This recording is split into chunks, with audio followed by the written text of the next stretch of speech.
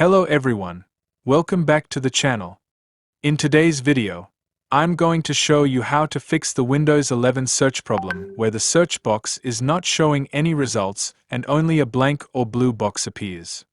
This issue can happen in the Start menu search or the Taskbar search. Don't worry, this method is simple and works in most cases. We are going to fix it by rebuilding the search index. So let's get started. First, right-click on the Start button. Now click on Run.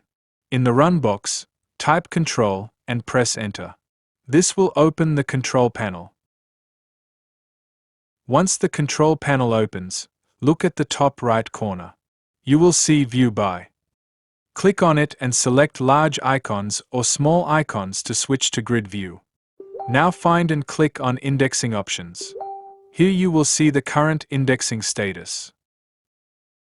Now click on the Advanced button. If it asks for permission, click Yes. In the Advanced Options window, go to the Troubleshooting section. Here, click on the Rebuild button. You will see a warning message saying that rebuilding the index might take a long time. Click OK to continue. Now Windows will start rebuilding the search index. This process may take some time depending on your system.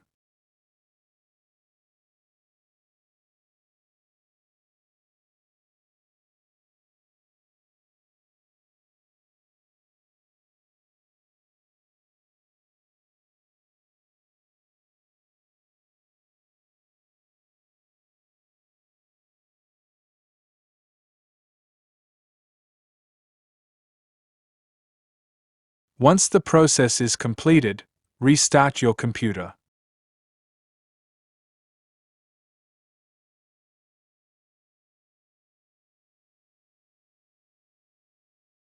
After restarting, try using the search again. Your problem should now be fixed and search results should appear normally. That's it. If this video helped you, don't forget to like, share, and subscribe to the channel for more useful tech videos. Thanks for watching.